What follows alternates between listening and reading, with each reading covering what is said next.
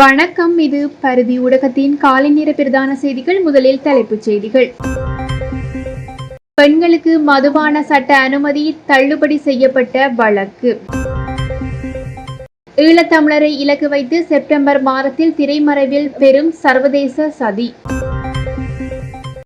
Easter தாக்குதலில் பிள்ளையான் கருவி மாத்திரமே, கோட்டாபாய ஏன் விசாரிக்கப்படவில்லை? ஸ்ரீதரன் தகவல். ராஜிதவின் முன்பிணை மனு மேல் நீதிமன்றத்தில் தீர்மானம். 2026ஆம் ஆண்டு முதல் புதிய கல்வி முறைமை அறிமுகம். தமிழ் இன படுகொலையை ஒருபோதும் மறக்க முடியாது, கனடாவின் கன்சர்வேட்டிவ் தலைவர் பியர் பொலிவியர் அறிக்கை. தோண்ட தோண்ட அதிர்ச்சி கொடுக்கும் யாழ் செம்மணி மனித புதைகுழி. வாகன இறக்குமதியை கட்டுப்படுத்துவதுடன் தொடர்புடைய மத்திய வங்கியின் அதிரடி அறிவிப்பு.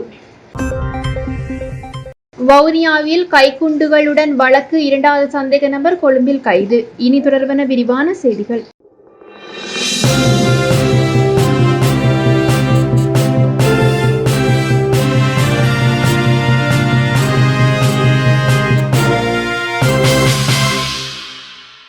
புதிய வர்த்தகமானி வெளியிடப்பட்டுள்ளதனால் பெண்கள் மதுபானம் வாங்கவும் மதுபானம் தொடர்பான தொழில்களில் ஈடுபடவும் உரிமம் பெற்ற இடங்களில் மதுபானம் அருந்தவும் பெண்கள் இனி அனுமதிக்க கோரி பெண்ணிய ஆர்வலர்கள் மற்றும் அமைப்புகள் தாக்கல் செய்த அடிப்படை உரிமைகள் மனுவை உயர் நீதிமன்றம் தள்ளுபடி செய்துள்ளது. முன்னதாக பெண்கள் மதுபான உற்பத்தி, மதுபான விற்பனையில் ஈடுபடுவதில் இருந்தோ அல்லது மதுபான சாலைகளில் மதுபானம் வாங்குவதில் இருந்தோ தடை விதிக்கும் வகையிலே வர்த்தமானி ஒன்று வெளியிடப்பட்டிருந்தது.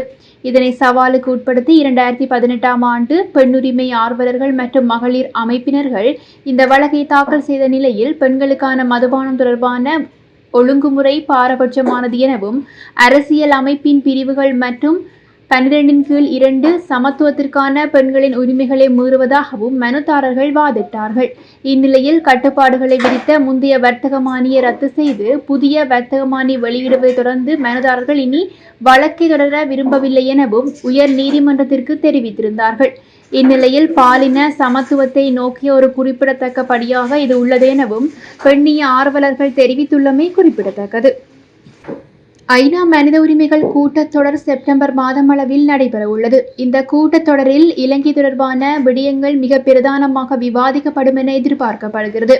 அவ்வாறானதொரு சூழ்நிலையில் கை நழுவி போய்விட்டதாகவும் புதிய அரசியல் தொடர்பிலே மேற்குலகினுடைய நிலைப்பாடுகள் தொடர்பிலே சற்று மாற்றம் இருப்பதாகவும் தெரிவிக்கப்பட்டுள்ளது.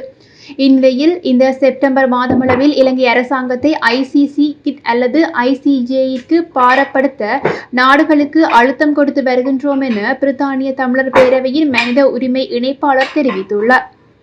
ஈஸ்டர் தாக்குதலில் பிள்ளையான் ஒரு கருவி மட்டுமே முக்கிய காரணமாக இருந்த கோட்டாபாய ராஜபக்ஷ ஏன் விசாரிக்கப்படவில்லை என நாடாளுமன்ற உறுப்பினர் சிவஞானம் ஸ்ரீதரன் தெரிவித்துள்ளார்.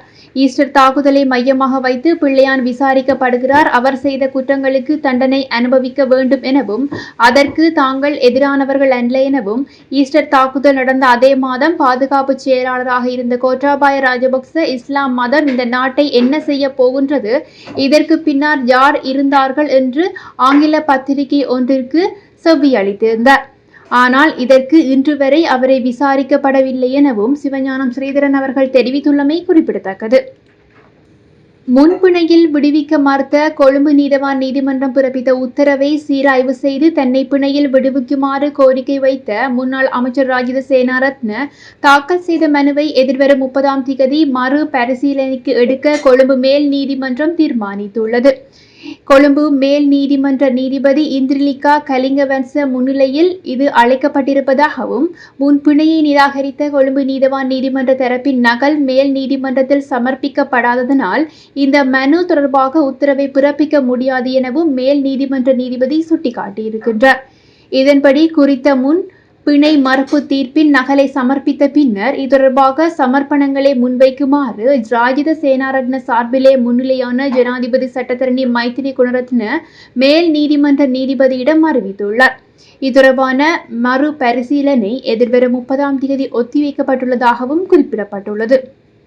2026ஆம் ஆண்டு முதல் புதிய கல்வி முறைமை அறிமுகப்படுத்தப்பட்டதுடன் அதொடர்பிலே பரீட்சைகளை மையமாக கொண்ட மாதிரிகளிடமிருந்து விலகி செயலில் கற்றலை ஊக்குவிக்கும் ஒரு கல்வி முறையை உருவாக்கும் என இலங்கையின் கல்வி அமைச்சர் பிரதமர் ஹரிணி அமரசூரிய தெரிவித்துள்ளார்.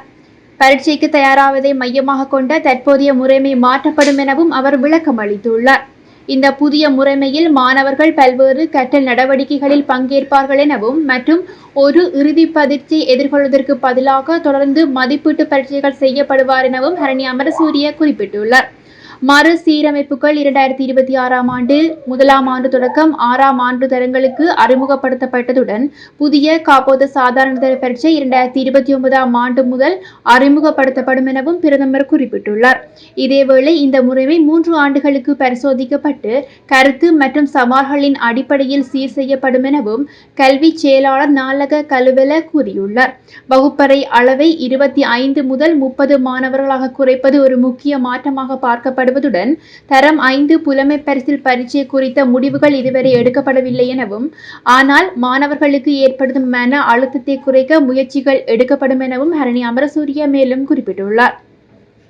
தமிழின படுகொலையை ஒருபோதும் மறக்கக்கூடாது என கனடாவின் கன்சர்வேட்டிவ் தலைவர் பியர் பொலிவியர் தெரிவித்துள்ளார். கருப்பு ஜூலை 42வது ஆண்டு நிறைவை முன்னிட்டு அவர் வெளியிட்டுள்ள அறிக்கையிலேயே இது குறிப்பிடப்பட்டுள்ளது. இலங்கையில் செம்மணியில் கண்டுபிடிக்கப்பட்ட மனித புதைகுழிகள், குழந்தைகள் உட்பட பல தமிழ் மக்களின் எச்சங்கள் சமீபத்தில் கண்டுபிடிக்கப்பட்ட நிலையில் இலங்கையில் உள்நாட்டு போரின் போது செய்யப்பட்ட அட்டூழியங்களில் ஒரு சிலிர்க்க வைக்கும் நினைவூட்டல் கண்டுபிடிப்புகள் இது அமைவாகும் எனவும் பியர் பொலிவியர் மேலும் குறிப்பிட்டிருக்கிறார். தமிழ் இன படுகொலையை ஒருபோதும் மறக்கக்கூடாது என்பதோடு தமிழ் கனேடியர்களுடன் ஒற்றுமையை வலியுறுத்தி நீதிக்காக தாம் குரல் கொடுப்போம் எனவும் தங்களுடைய தலைமையில் உள்ள கன்சர்வேட்டிவ் கட்சி இனி தமிழின படுகொலையை அங்கீகரிக்கும் எனவும் குறிப்பிட்டுள்ளார். ஜாழ்ப்பாணம் செம்மணி பகுதியில் உள்ள 2 மனித புதைகுழிகளில் இருந்தும் இன்றைய தினம் 5 எலும்புக்கூட்டு தொகுதிகள் அடையாளம் காணப்பட்டுள்ளதாகவும் காப்பு போன்ற வளையம் ஒன்றும் அடையாளம் காணப்பட்டுள்ளதாகவும் கூறப்பட்டுள்ளது. 3 நாட்களில் 20 மனித எலும்புக்கூட்டு தொகுதிகள் அடையாளம் காணப்பட்ட நிலையில் 2 எலும்புக்கூட்டு தொகுதிகள் முற்றாக அகழ்ந்து எடுக்கப்பட்டதாகவும் தெரிவிக்கப்பட்டுள்ளது. செம்மணி பகுதியில் தடவியல் அகழ்வாய்வு தளம் இலக்கம் 1 மற்றும் தடவியல் அகழ்வாய்வு இலக்கம் 2 என நீதிமன்றத்தால் அடையாளப்படுத்தப்பட்ட மனித புதைகுழிகளில் அகழ்வு பணிகள் தற்சமயம் முன்னெடுக்கப்பட்டு வருகின்றன. 2ஆம் கட்ட பணிக்காக 45 நாட்கள் நீதிமன்றத்தினால் அனுமதிக்கப்பட்டுள்ள நிலையில் தற்போது 2ஆம் பகுதி அகழ்வுகள் இன்றைய தினம் 18வது நாளாக முன்னெடுக்கப்படுகிறது. அதேவேளை செம்மணி பகுதியில் மனித புதைகுழியின் அகழ்வுகள் இதுவரை கட்டம் கட்டமாக 27 நாட்கள் முன்னெடுக்கப்பட்டிருப்பதாகவும் கூறப்பட்டுள்ளது. நேற்றைய தினம் குழந்தையின் பால் போத்தர்களும் கண்டுபிடிக்கப்பட்ட நிலையில் யாழ்ப்பாண நீதவான் நீதிமன்ற நீதிபதி ஆனந்தராசாவின் கண்காணிப்பில் இந்த அகழ்வு பணிகள் மேற்கொள்ளப்பட்டு வருவதாகவும் தெரிவிக்கப்பட்டுள்ளது.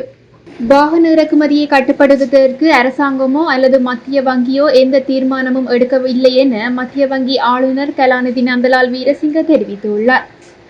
இலங்கையின் பொருளாதாரம் முதல் காலாண்டில் பதிவானதை போன்று 2வது காலாண்டிலும் அதே விகிதத்தில் வளர்ச்சியடையும் எனவும் அவர் குறிப்பிட்டுள்ளார்.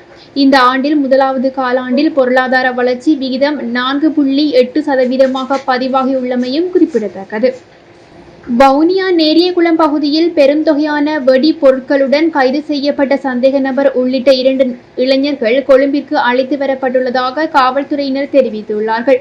வவுனியா நேரியகுளம் பகுதியில் கைக்குண்டுகள் உள்ள வெடிப்பொருட்களுடன் கைது செய்யப்பட்ட இளைஞனுக்கு உதவி புரிந்தமை தொடர்பிலேயே மற்றொரு இளைஞன் கைது செய்யப்பட்டுள்ளதாகவும் கூறப்பட்டுள்ளது.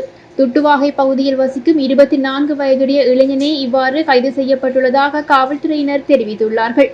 கைது செய்யப்பட்ட 2 இளைஞர்களும் மேலதிக விசாரணைகளுக்காக பயங்கரவாத தடுப்பு பிரிவினரின் கீழ் ஒப்படைக்கப்பட்டதாகவும் அதே பகுதியில் கொழும்பு புறநகர் பகுதியில் இருந்து பெலியாகொட பகுதியில் 56 ரக துப்பாக்கியுடன் கடந்த 2 தினங்களுக்கு முன்னர் கைது செய்யப்பட்ட சந்தேக நபர்கள் வழங்கிய தகவல்களுக்கு அமைய வவுனியா நேரியகுளம் பகுதியில் முன்னெடுக்கப்பட்ட விசேட தேடுதல் நடவடிக்கையின் போது இவர்கள் கண்டுபிடிக்கப்பட்டதாக கூறப்பட்டுள்ளது.